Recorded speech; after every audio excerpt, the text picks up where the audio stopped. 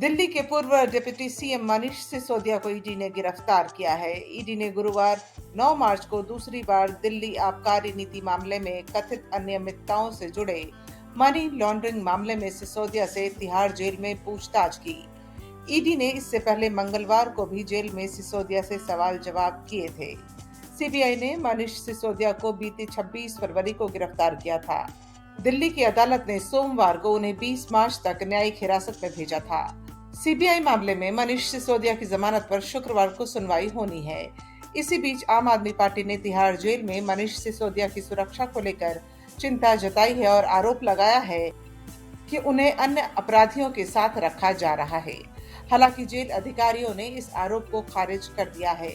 आप के राष्ट्रीय प्रवक्ता सौरभ भारद्वाज ने आरोप लगाया कि सिसोदिया को जेल में विपश्यना प्रकोष्ठ में रखने से इनकार कर दिया गया है। ईडी ने तेलंगाना के सीएम के चंद्रशेखर राव की बेटी और बीआरएस एमएलसी के कविता को पूछताछ के लिए बुलाया। ईडी ने कविता को दिल्ली शराब घोटाले से जुड़े मामले में समन भेजा है।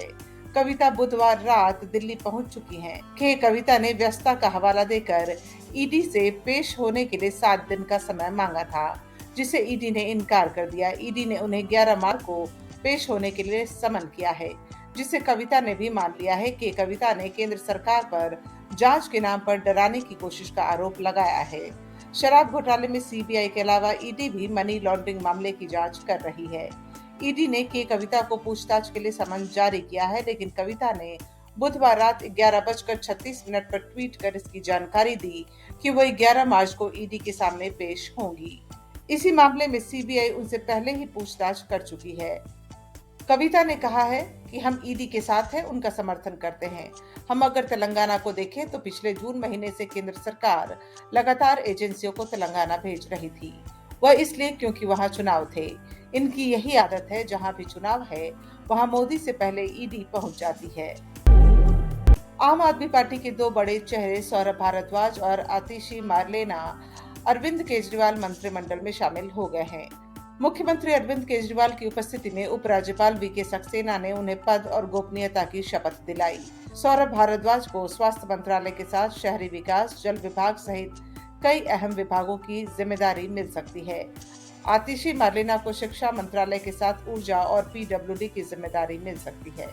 मनीष सिसोदिया के पास रहे वित्त मंत्रालय की जिम्मेदारी कैलाश गहलोत को सौंपी जा सकती है। वहीं भाजपा ने यह कहते हुए हमला किया है कि दिल्ली सरकार में हर निर्णय मुख्यमंत्री अरविंद केजरीवाल के इशारे पर किए जाते हैं, इसलिए चेहरे बदलने से दिल्ली सरकार में होने वाले भ्रष्टाचार पर कोई अंकुश नहीं लगेगा। तेरे नाम जैसी सुपरहिट फिल्म का निर्देशन करने वाले अभिनेता निर्देशक सतीश कौशिक का निधन हो गया है। वो 66 वर्ष के थे। कौशिक बॉलीवुड में कदम रखने से पहले एक थिएटर आर्टिस्ट थे। सतीश होली सेलिब्रेशन के लिए दिल्ली में थे।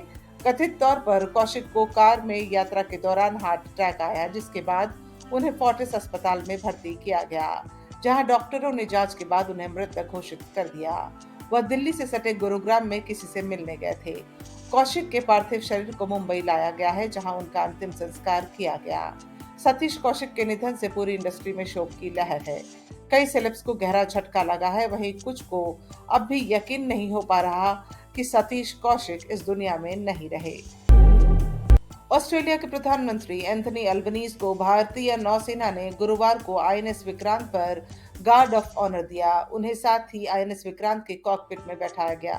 अल्बनीज ने इसके बाद कहा कि प्रधानमंत्री नरेंद्र मोदी के निमंत्रण पर नवनियुक्त भारतीय डिजाइन और भारत के निर्मित आईएनएस विक्रांत पर आज यहां आकर सम्मानित महसूस कर रहा हूं। मेरी यात्रा भारत प्रशांत और उसे आगे ऑस्ट्रेलिया के दृष्टिकोण के केंद्र में भारत को रखने की मेरी सरकार की प्रतिबद्धता को दर्शाती है।